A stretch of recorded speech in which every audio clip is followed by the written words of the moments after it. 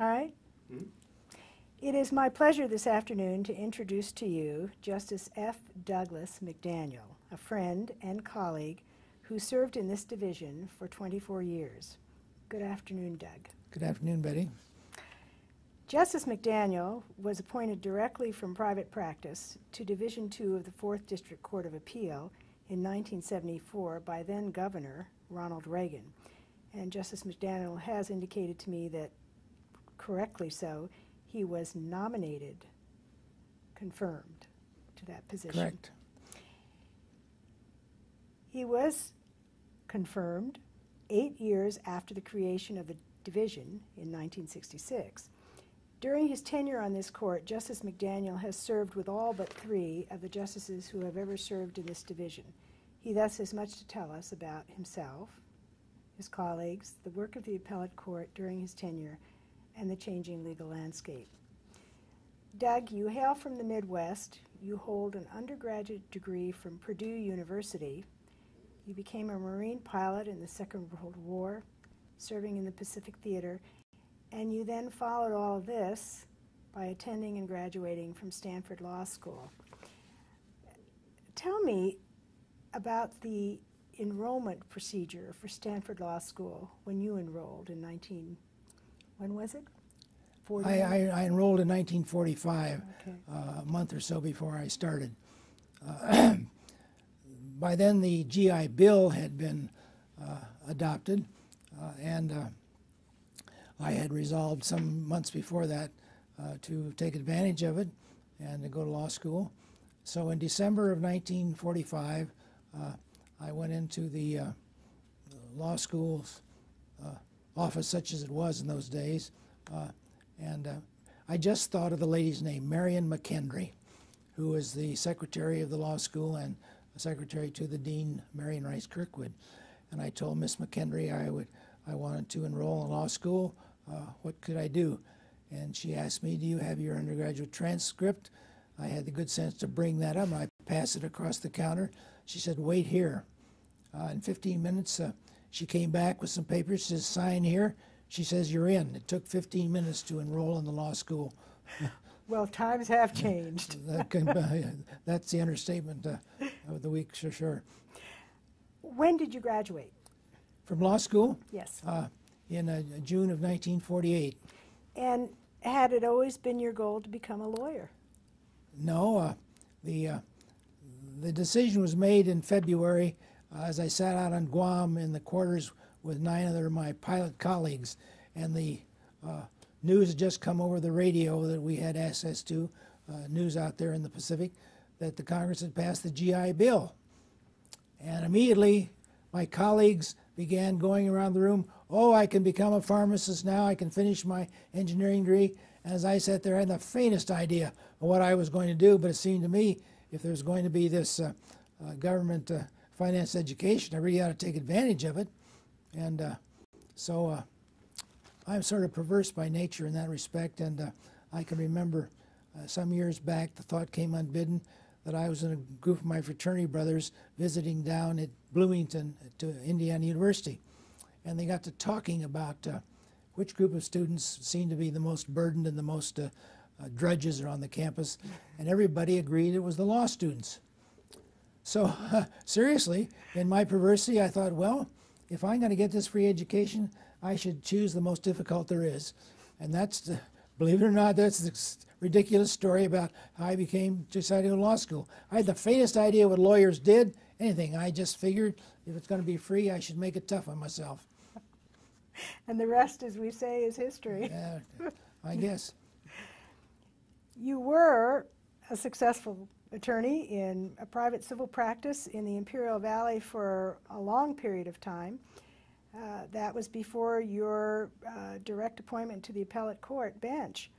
The majority of appellate court justices are appointed from the trial court bench. They have trial experience as judges, and you were not. How, if at all, do you think your never having served on the trial court bench affected your appellate court work?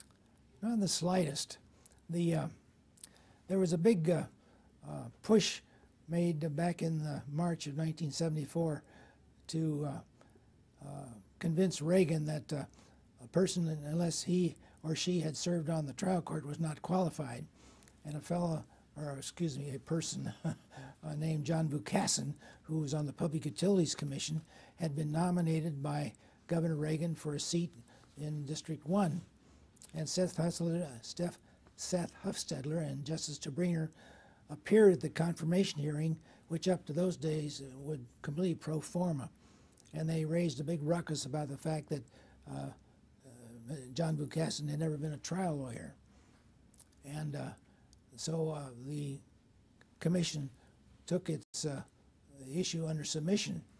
And Reagan, being a fellow who gave people the benefit of the doubt, decided, well, if that's the rule, I won't appoint nominate anybody for the appellate court unless he or she has been a trial judge.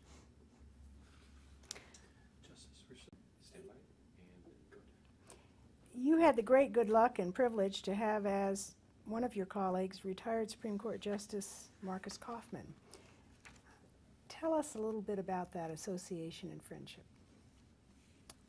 Well, it was one of the most unusual and one of the closest friendships I ever had. Marcus was, because of his overweight situation, had all kinds of health problems. And he kept very odd hours. He'd show up sometime at 11 o'clock in the morning and stay until 9 o'clock at night. And as I got better acquainted with him and became absolutely amazed at his legal acumen, we became greater friends. And often he lived in San Bernardino up in 38th Street in those days. When I was going to be down the hill, I lived up in the mountains, of course, up in Lake Arrowhead. I was going to be down overnight. I was stay at the Kaufmans. I sort of became a member of the family. To give you an example of what he was like, my bedroom was up in the front of the house, and I'd come in at night late, and they were asleep, and here on my bedside would be a sliced apple and some cheese that he'd leave for me. And I don't know whether you want me to go further, but we developed a working relationship which I think was unique among members of the Court of Appeal. Now, Marcus could think faster than he could write and speak. On the other hand, I had a certain facility in writing, so we collaborated on dozens of opinions, whether he was the leading justice or I was. And we would talk them over, and as he would come up with the ideas, I would work out the language, and we collaborated, as I say, in a way which was a great deal of pleasure and sort of a feeling that, well, this is the way it ought to work. He, like yourself, was also a direct appointment to the appellate court bench from a private civil practice. Do you think that that created any kind of a kinship between the two of you and affected No, the bond we between never the two of discussed you? that. We were not reflective. We were always concerned with what we were doing and what was ahead of us. If you could sum up Justice Kaufman's contribution to the body of appellate court work, what would you say that would be? Well, I can't think of the justice up in the 3rd District who was such a renowned scholar, but as far as I'm concerned, Justice Kaufman's contribution to the jurisprudence in the form of appellate opinions was probably the best that the state's ever enjoyed. How many years did you serve with him? Was he your colleague on the court? I think 13 was as if I had to give you a word between when I got there and when he went on to the Supreme Court. Let's see, he went in, I think, in 1987. So I 40. Well, I guess that would be 13 years. Okay, it's a long time. Yeah. And even after he went to the Supreme Court, you maintained that friendship. Oh, absolutely. Yeah, we used to go up to San Francisco to visit them, and I succeeded in sort of putting him in the hands of a very urbane lawyer up there that could protect. Marcus was sort of naive in the non-legal area, and I was worried that people might try to take advantage of some sort of scheme. So there was a remarkable friend of mine named Burton Goldstein, who was the most urbane person I've ever known, and was in practice in San Francisco. So I actually asked him if he would sort of take charge of Marcus, and he readily agreed, and they became great friends, and it served exactly the purpose that I had in mind. Terrific. Now, you also served with Justice Bob Gardner, probably one of the most unique, respected, and colorful justices of the Court of Appeal. Tell us a little bit about your observation of his work habits and a little bit about his judicial philosophy and his writing abilities. Well, I think the most immediate or significant aspect about Justice Gardner were his work habits. He only came into the court 1 day a week, and a lot of the time when he lived down at Corona del Mar, he'd be out swimming, and he took each day when he left the court on Monday night, which was the day he was there, he'd have this big canvas bag with records on appeal, and he assigned all the so-called cream puff criminal cases to himself. That he knew all the citations almost the top of his head. So he would be down there on the beach with this sack of records on appeal. He'd swim and come out and make notes, read the records, and then he'd get back on Monday morning. He'd dictate for 10 hours to Marian Anderson, his secretary. It'd take her all week to transcribe what he dictated. And so I say what he did, I say he relegated or assigned to himself the simpler criminal cases, which he say were cream puff cases, and so that he could get rid of huge volumes of stuff that wouldn't be of much interest to the rest of the people on the court. I never heard it confirmed, but it seems improbable that he could do as many as 300 cases a month. I can't imagine it, but he did a great number and sort of left or relieved the rest of the court from this burden. In addition to his being prolific, he also had a great sense of humor, I hear. Oh yes, he was a fellow that was sort of caught in an anomalous situation. He really loved being a trial judge. Matter of fact, my understanding was when Warren named him to the Superior Court in Orange County, he was the youngest person ever been named to the Superior Court in California. But when along came the nomination for the Court of Appeal, you can't really shrug it off, say, oh, I'd rather not. But it was apparent in talking with him and being around him that he really enjoyed a lot more in the trial court.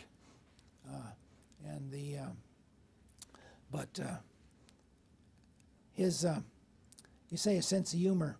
There was an attorney named Foster on the Attorney General's office in San Diego that was a frequent person who came up to represent the Attorney General's office on criminal appeals.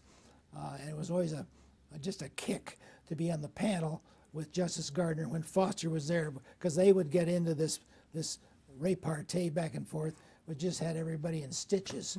I don't know how they worked it out, but it was very entertaining. Now, you also served with a particular favorite of mine, someone I consider a mentor, Justice Margaret Morris. She was the first woman appointed to this bench, the only female presiding justice in the 4th District up until the recent fairly recent appointment of Justice Judy McConnell, who is the administrative presiding justice of the 4th District. What are your memories of her? Well, it's kind of hard to say which the most important thing. What I think most remember first is these gorgeous St. John knits that she wore all the time. Just impeccably dressed all the time. And as I recall, she sort of prescribed a dress code for the ladies who were the attorneys on the court, which I don't think was very popular, but she insisted on maximum sort of decorum, but in terms of her, might say her behavior, she was the ultimate in class in terms of a way a person should behave with this courtesy, but firmness, and I thoroughly enjoyed her leadership, and I tell you, I have a interesting story to tell about. She finally said to me one day when she'd be on the panel and I was the author, she said, if you just take the adverbs out, I'll sign it. I assume you did. Oh, yes, indeed. No problem. During your years on the bench, there were obviously a number of justices who may not have shared your particular philosophy, and yet in the 2 large volumes of your published cases, and I know they're large volumes, I've seen them, I noted only one dissent, and that was from Justice Gardner in a criminal case called People versus Morales. I also noted that most of your published opinions are from the civil arena. They deal with complex issues, bad faith litigation, insurance coverage issues, real estate issues, public law. And I am amazed, given that very large body of published work, and of course we're not even here discussing the unpublished opinions, which would be a much larger body of work. How did you manage one lone dissent? It amazes me. Do you think that it had anything to do with the concept of collegiality? The thought never crossed my mind. The matter of whether or not there's going to be a dissent, I really never thought about. I went ahead and composed the opinion in a way which I thought disposed of the case properly, and if there was a dissent, there was a dissent. If you say there weren't any, I can't even. This is news to me. I never kept any sort of tabulation. As far as the Morales, I was encouraged by Justice Kerrigan. This was a murder. He says, that's no murder case. Stick in there. Did you file many dissents over the years that you recall? The one I recall in particular involved a case from Orange County involving the Edison High School in the Huntington Beach School District, involving a... I'm sorry, Justice Rick, I'm going to interrupt you there. When you put your hand there, you kind of cover up the microphone. Oh, I'm sorry. No, that's all right. It just, we couldn't hear what you were saying. Oh dear. So if you don't mind asking that question one more time. Have you filed many dissents over the years?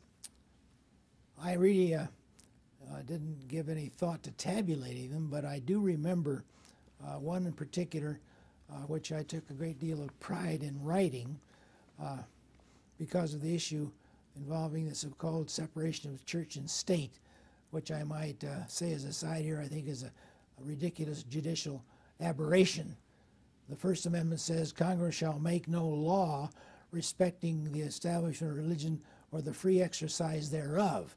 Now, there's nothing in there that suggests a separation of church and state.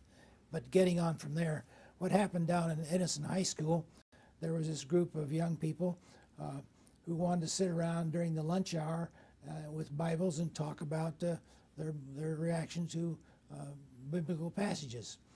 Now, I guess in this school district, or maybe it was all of Orange County, there was a policy that required extracurricular activities that were conducted on school premises to be certified or have permission of some sort from the county council's office, and the faculty member assigned to be in charge, I suppose, just to turn out the lights when the room they left the room. So somebody in the county council's office got wind of this activity and insisted that they apply. Well, they applied and they were turned down. And I don't know by what procedure the case came up to us, but the panel was Justice Gardner and Justice Tamura and I. And I think Gardner wrote the opinion which affirmed the decision that they were not entitled to certification, and I, of course, was quite alarmed because it involved this position which I thought had no legal basis.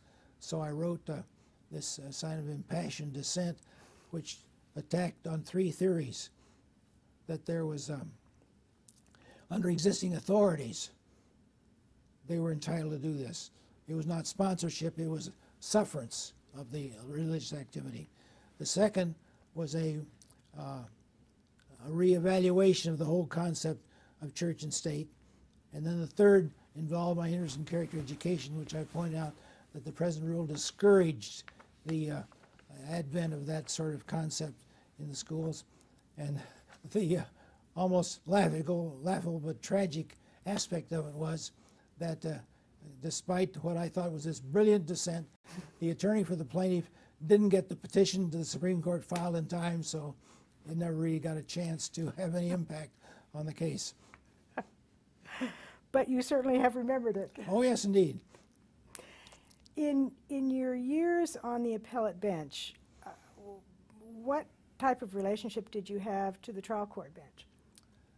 Well, initially, not much at all. In the nature of the structure of the system, there's not really any occasion in terms of the way it functions for people in the appellate court to have anything to do with the trial court judges. All you do is see their names in the record. But I forget how I got involved, but Justice Campbell, when he was on the trial court, used to preside at luncheons over at Harris's. There was a cafe up there on the second floor, and there's usually 8 or 10 lawyers who revel in the experience. So I got to attending those, and then later on, I don't know how the habit got started, but out at our head country club, maybe 8 or 10 trial judges would get together for lunch every Friday, and I got invited there to join. I frequently, over the years, went to those luncheons and got very well acquainted with several of them. I know that you will remember Justice Gardner, his interesting perspective on the administration of justice in the state is being conducted by the 4 levels or classes of the court. Can you tell us about that? Oh yes, I remember the scene very carefully.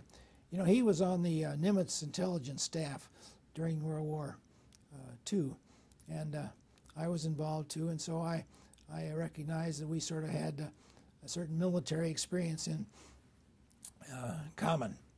So when early in January, after my confirmation, I came up for my first day on the job, I went in, I walked into his office, said, "Reporting for duty, sir," just like I was in the service. He said, "At ease." He carried it off. But then after explaining to me in terms that were necessary of how the cases were assigned and how the system worked in all aspects, he said, "Now there's one thing you need to keep in mind. It's perspective." He said, "Now there are 4 levels of courts in the state." This is before the consolidation of the Superior and the Municipal Court. He said the first and most important level is the Superior Court because it has the most expansive plenary jurisdiction that affects in the most serious way the citizens who come under its jurisdiction. The next most important, he said, is the Municipal Court because more people are involved in utilizing its services.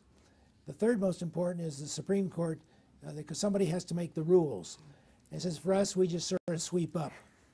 Those are his exact words. He sounds like he was rather unpretentious. Oh, pretentious was the farthest word that described Bob Gardner. You've seen a number of justices come and go on the appellate bench throughout the state. What, to you, are the qualities of a good appellate court jurist? I have very strong views on this.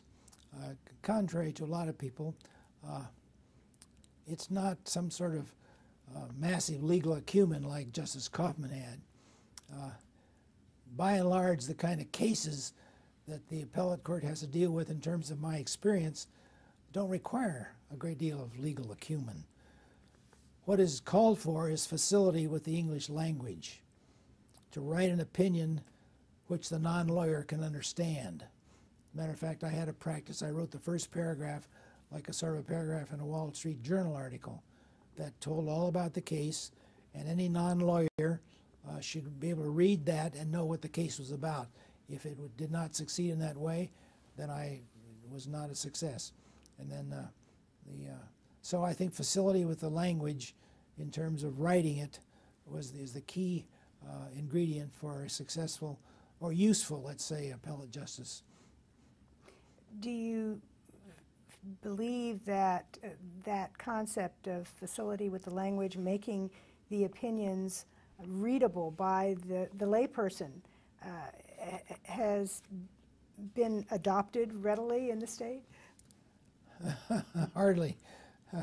There's some judges or justices who are famous for their prolix and surplus prose, and so I don't know that anybody's ever given any thought to trying to prescribe some sort of standard, with one exception, Bernie Whitkin, who is, of course, an icon that's known to most people yet living around the state. And he used to be a frequent panelist, let's say, at these annual meetings of appellate court justices.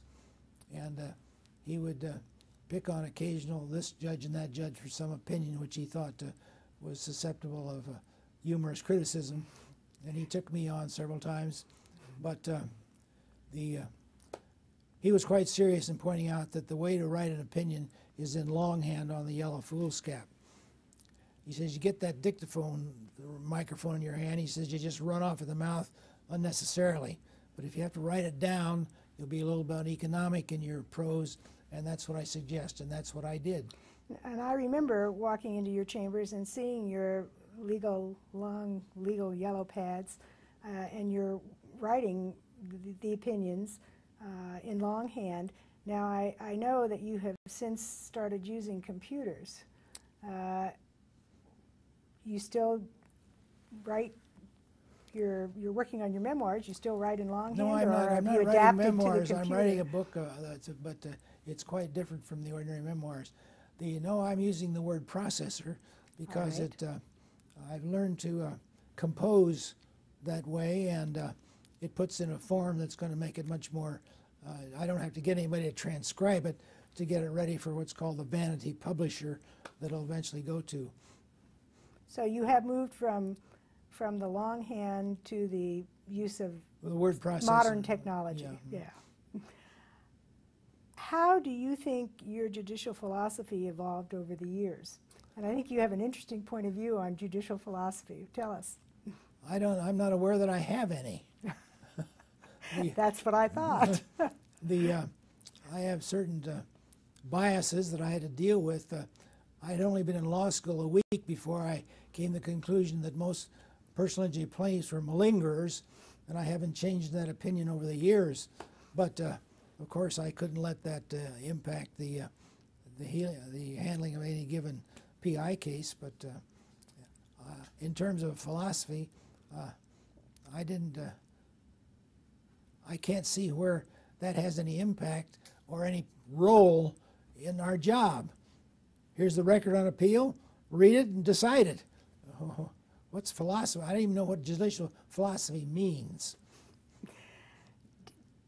Do you remember, sort of along those lines, I guess, the best advice you ever received as a justice? Well, I guess the best advice I got was this initial meeting with Justice Gardner.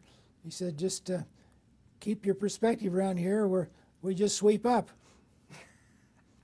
Don't go, what are you saying? Don't get a big head about being here. This is no big deal being up here. And did you take that to heart? Yes, indeed. It fit right in with the way I think about things generally. I really have no use for pretentious people. Initially, when you became a justice, and for many years, the appellate courts, the California Supreme Court, used what were called elbow clerks as their research staff.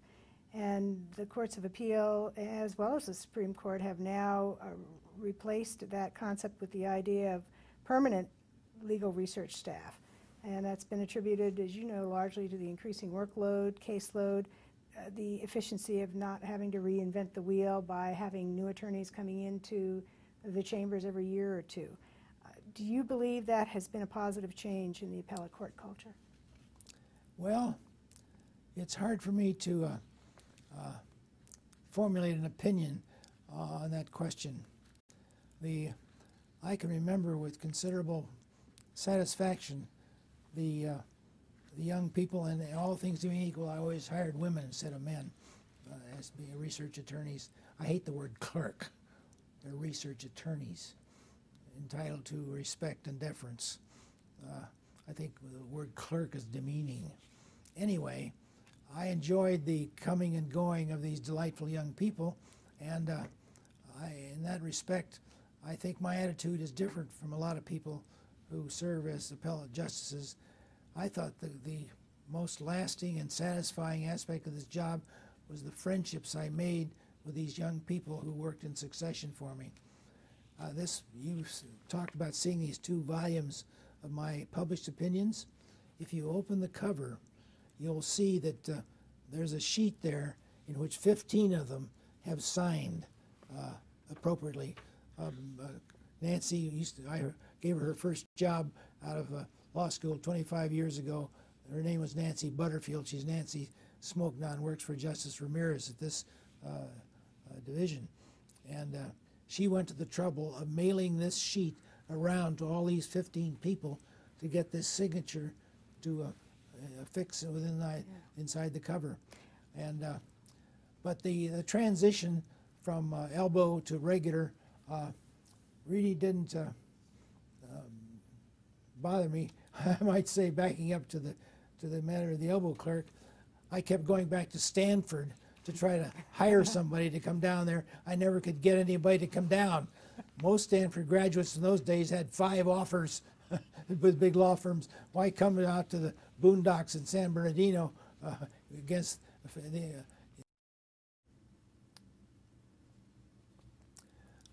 getting back to the first part of your question, one of the sort of frustrating part of my experience was I kept going back to Stanford trying to get a graduate to come down to work for me as a research attorney. I never could get anybody to come down. It turns out that some of them had the maximum score you'd get on the LSAT, and they'd come to the interview sort of curious, what does somebody from San Bernardino look like? Some Indian savage or something? But anyway, the transition to the permanent research attorney didn't present any problem at all for me, and it turned out I developed again some lasting friendships. Barbara Goldberg was with me for 9 years. She now lives in La Jolla, and before I became this partial invalid, my wife and I, Joni, would go down and spend weekends with them, go to the Globe Theater, and then there's Donna Davis. It's a kid about, she grew up in Shaker Heights in Cleveland, and I couldn't figure out how anybody could live in Shaker Heights and wasn't a Cleveland Indians fan. But she's on the staff down at the division in Santa Ana now, and I talk to her occasionally. And then there's Sarah Waldstein, who is also in the staff in Los Angeles, and I met her parents back in Boston, and so I succeeded. What I'm trying to get around to say is that the change in from annual to regular permanent staff didn't interrupt my satisfaction in getting to be good friends with these wonderful young ladies. Well, you were very close to your research attorneys and maintained these close relationships with them for years and have done so. When you initially hired them, what did you look for? What were you looking for? I did not have a list in my mind that I thought I could determine just in an interview. Of course, I had their resumes in front of me, but I just talked about anything where the conversation go until I reached a sort of the light came on this is somebody I can enjoy working with. And that was about as explicit as I can be in answer to your question. And over the years, did you feel that you, most of the time, were successful in choosing research attorneys? There was selecting them. One failure early on, but after that, everything turned out to either met or exceeded my expectations for the pleasure it was to have this young person on board. I remember when I had the privilege of being your colleague, I would wander down to your office quite frequently, and you would always be surrounded by lots of files, but what amazed me was the number of books, hardbound, hard copy-covered books, that were in your chambers. And they were fiction, nonfiction. They covered every topic imaginable. You had history books, art books, biographies, philosophy, poetry, books about how you write. I was just amazed at the depth and breadth of your reading interests. It seemed to me that you were always learning, you were always educating yourself. How did this, if it did, affect your opinion writing? Well, my reading habits is quite a long story in itself. When I grew up, there were never any books on the shelves. My folks read magazines. So I finally, at about age 9 or 10, I visited my grandfather's house down in a little town called Middleport on the Ohio River. And here was this living room with these books on the shelf. And I picked the thickest one. It was H.G. Wells' The Outline of History. And I started leafing through it, and I found this section on the Mongols. And I was so fascinated with that. Every time I went back for a visit, I would read that. Well, fast forward to when I'm in college. The only book that I remember having to read during high school was Walter Scott's Ivanhoe. Well, at the fraternity where I was in college, occasionally you'd come home at noon and some kind of salesman have a big exhibit out there. Clothing, jewelry, stationery, and note cards. Well, here for the first time was a fellow with books. Well, I picked one up and listened up with it, and I still remember the name of this book called The Sun Is My Undoing by Marguerite Steen, S-T-E-E-N, part of which was written during the London Blitz. And I was absolutely fascinated by the dust coverings, and I bought the book. It was the first book I ever bought for my own reading pleasure. And then, since then, I belonged to the Book of the Month Club starting as soon as I started in law practice. I bought thousands and thousands of books, so now I'm giving them away. But I read mostly for the pleasure it brings. But in terms of the relevance to your question, the way you gain proficiency in the use of the language is by reading. And so I'm sure all the amount of reading. One of the great things about being on the Court of Appeal was that I could read in the evening. Now, when I was in law practice, a lot of time I had to go back after, when you practice in a small town, it's a long day, and there was not much time for reading. But in the case of the flexibility, you might say the being able to walk away from the job at the court at 5 o'clock, I could spend, and for years and years and years, I spent 3 or 4 hours reading every night, and never ceased to enjoy it. Over the years, as you did all of this reading, and of course that encompassed a number of authors with different writing styles, did you ever find that it changed your writing style in terms of how you wrote opinions? I can't really understand or attach meaning to writing style. I'm not conscious of a style.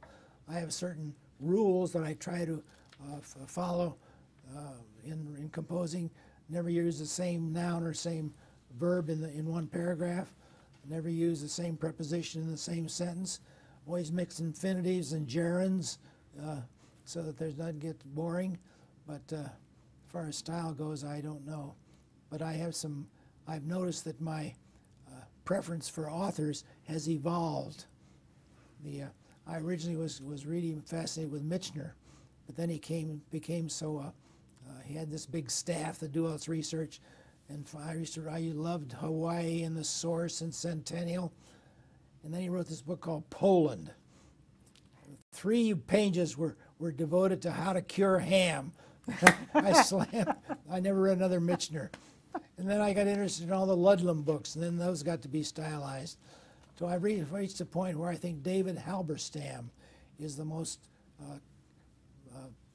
accomplished writer. He can write about anything. He traveled for a year with the Portland Trail Blazers when they won the NBA. He has written about, compared the Japanese and the American auto industries. He wrote a book that had the biography of Time Incorporated, CBS, the Washington Post, and the LA Times. And he's just outstanding. So his writing style is such that he can take any topic and he's comfortable in writing about it, and he's an excellent author. I have this one further comment about writing in terms of the objective of the author.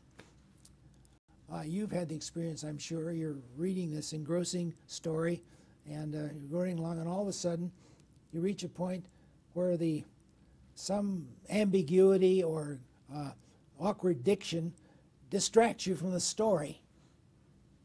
Now that's what the author should attempt to avoid, so that there's never any interruption of this smooth flow of the story by inept composition.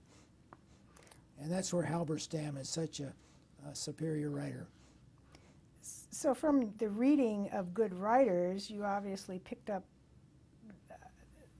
traits, editorial skills, and those must have translated into how you worked on your opinions. Well, not consciously. I just, I would, in terms of, I might say, the approach to a given opinion,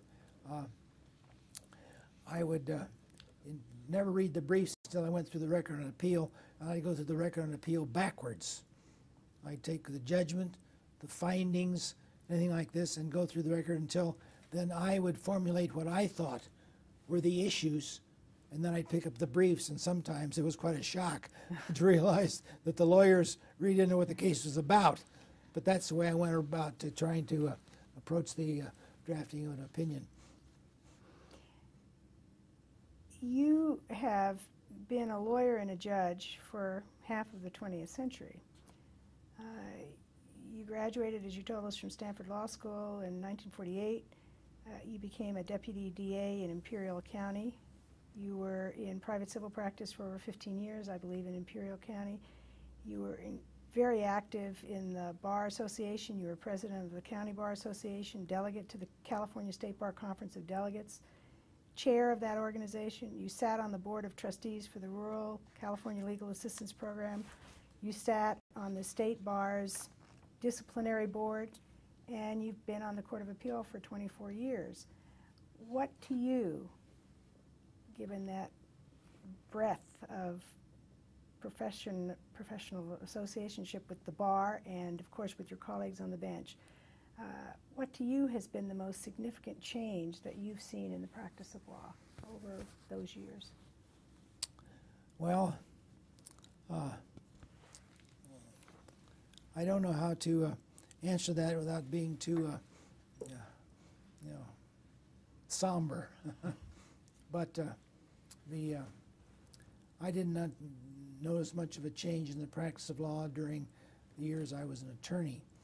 But coming to the Court of Appeal provided a kind of perspective of the quality of the lawyering as it appeared in the form of briefs and oral arguments. And it's difficult or hard to say, but the quality, the professional quality of the lawyering has diminished right before my eyes over the period of time I've been on the Court of Appeal. There's less civility. The records on appeal are full of all this squabbling over sanctions and that sort of thing. The writing skills are not nearly what they used to be.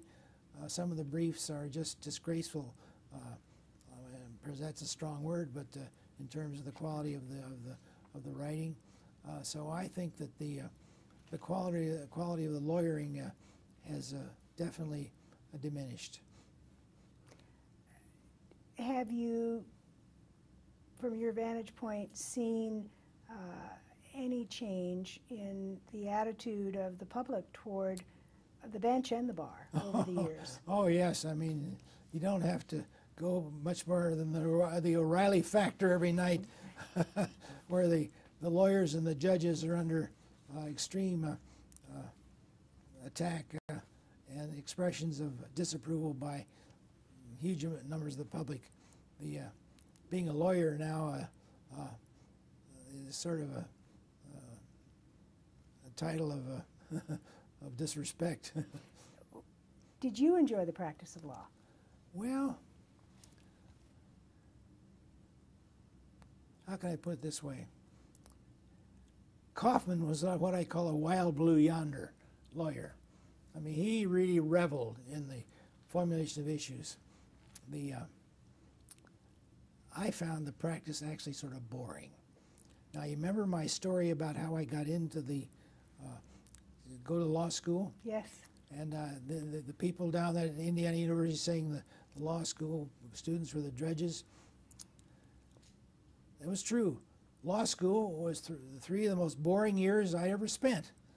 The only thing that saved me was Stanford had this magnificent golf course, which I was able to play regularly, so that's what kept me there. And so when I got into practice, it was not too much different. So the great part of my opportunity to practice law in Imperial Valley was my getting involved in politics. And by politics, I mean not running for office, but being a volunteer manager of a political campaign. And in those days, in the days of cross-filing, before the Democrats woke up later on in the 50s and 60s, most state and federal office holders were elected in the primaries in California. And so I had a series of those that I represented, starting with Earl Warren, William Noland, Goodwin Knight. You might say, getting to the trial thing, I got to be such good friends with Goodwin Knight. He called me up one day on the phone after he succeeded the governor when Warren went to Washington to be a Supreme Court justice. He said, every now and then there are vacancies on the trial court in Los Angeles. Would you like to be a judge? I said, not in your life. I think being a trial judge is the worst job in the world. So anyway, then after that I had Thomas Kuechel, George Murphy, and then the blessing of knowing to be a friend of Ronald Reagan's. Well, but that was the chief advantage of practicing a small town, that I could get engaged in this political activity and still sort of conduct the law practice on the side. it seems that during your legal and judicial career, you've had the vantage point of, one, serving. You were a pilot during the Second World War. You've watched this country since then experience a number of wars. You've seen great social upheaval, changing cultural mores, quantum leaps in technological development and medical advances, population surges, political divisiveness. You are just a bit older than some of us. That's putting it mildly. And much wiser, Doug. What advice, as you look over your career and you look over all of the things that you've experienced, would you give to a new lawyer? Well, I don't want to sound flippant here, but if I could get to the young man before he became a lawyer, I'd tell him, forget it. I tried to get my own kids to be orthodontists rather than go to law school, and fortunately none of them did become lawyers. California has too many lawyers, and as a result, there's a resort to frivolous litigation because that's all there is available to a lot of lawyers.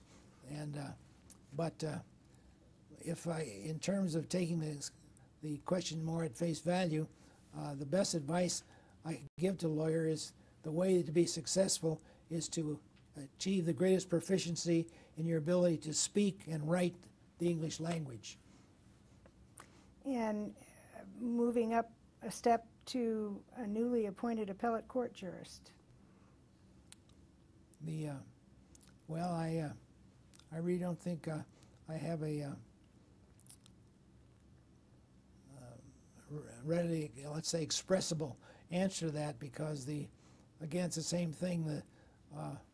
The job is changing, so because of the increasing frivolous nature of the cases that come before the Court of Appeal, that again, the advice thing would be the same. The most important thing you're doing is writing, so that's the place to develop the skills, and the way to do that, of course, is by reading. And like I said, I guess I can't go beyond that sort of response to your question. Do you believe that the courts face serious challenges in the future in terms of their credibility, how they function, the work that they do? What's your assessment of that? What's the word here? They face what? Credibility? Challenges. Challenges? In terms of well, the future, in terms of some of these issues that we see today. The lawyers and the court system are held in such wide disrepute these days, and for some reason not justified.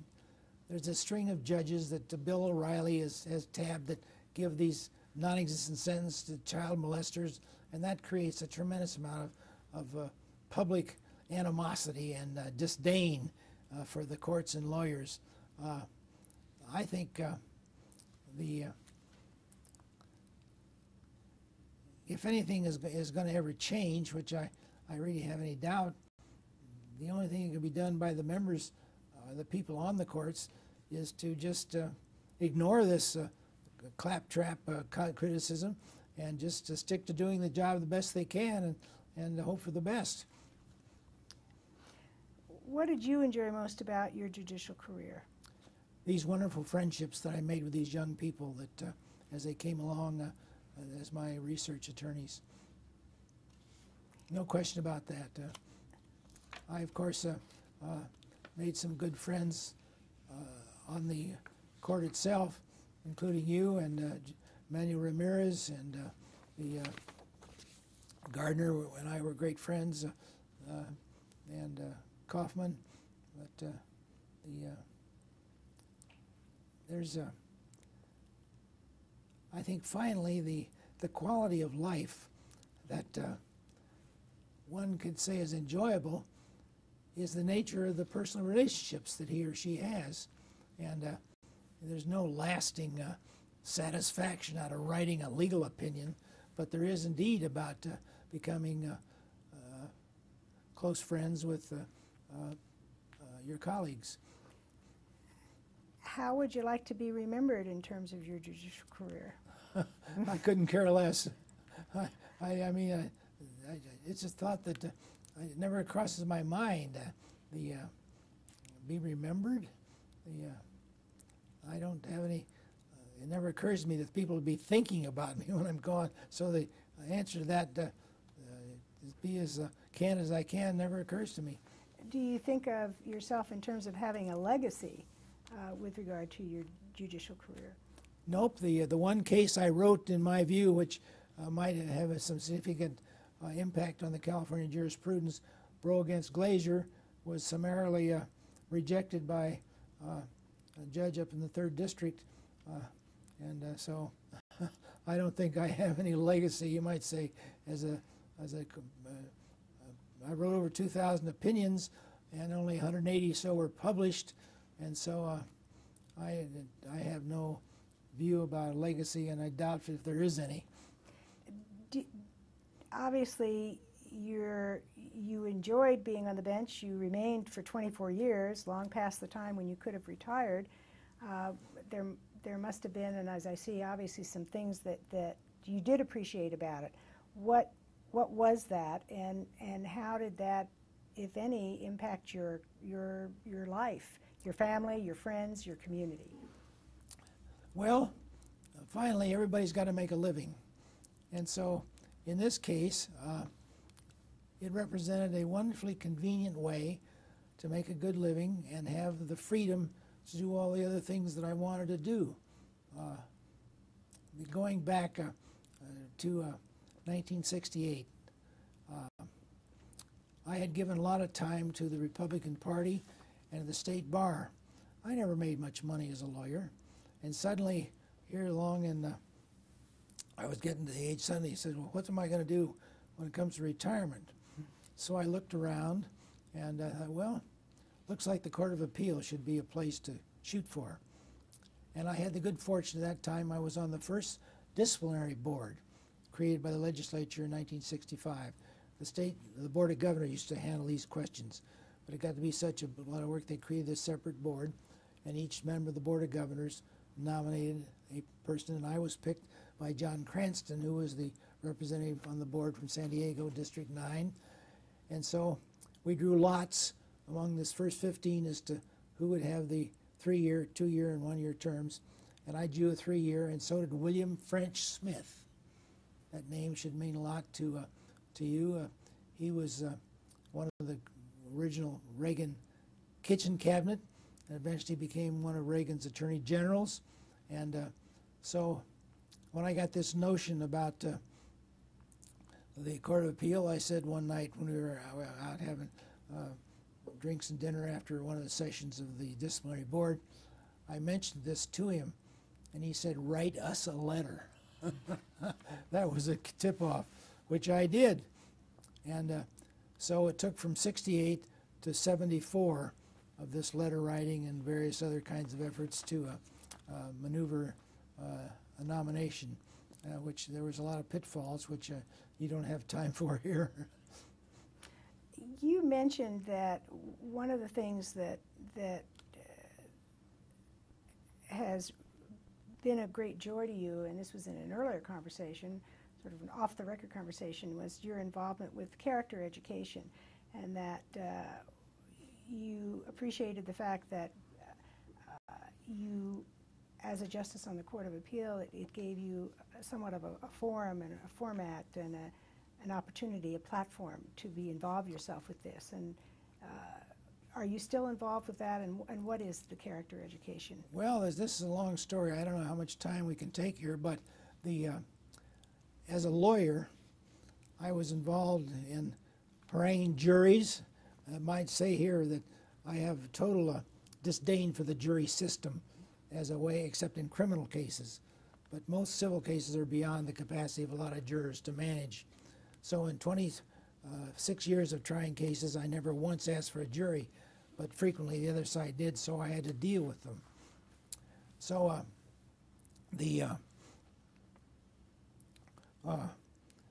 so in addition to haranguing juries, I was out court making political speeches of various kinds. Get up to the Court of Appeal, and none of that. And so suddenly I was faced with a realization, I felt sort of bereft of, because I had enjoyed that. Well, I heard one night on the radio a little lawyer named Tony Jackson. I was on KMPC talking about character education. And there was an outfit in Pasadena called the Thomas Jefferson Research Center, which marketed materials were published in San Antonio, and I was immediately got my interest. So in the week I went into Pasadena and to this office and found out what this is all about. And was absolutely enthralled, because in San Antonio, the people who were initially initiated this effort made a study of all the world's religions. They found out there are 15 character qualities common to all religions.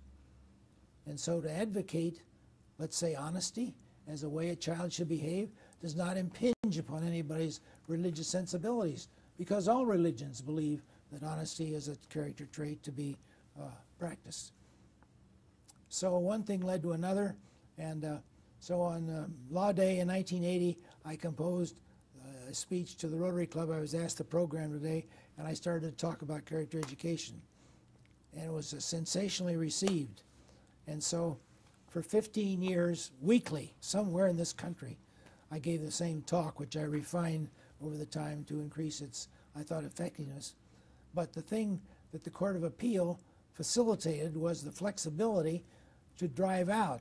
In other words, driving to San Diego, I drive to Santa Barbara, I drive to Santa Monica, drive to San Diego, and out of the middle of the day, I could do that and then make up for it the time at night and so on.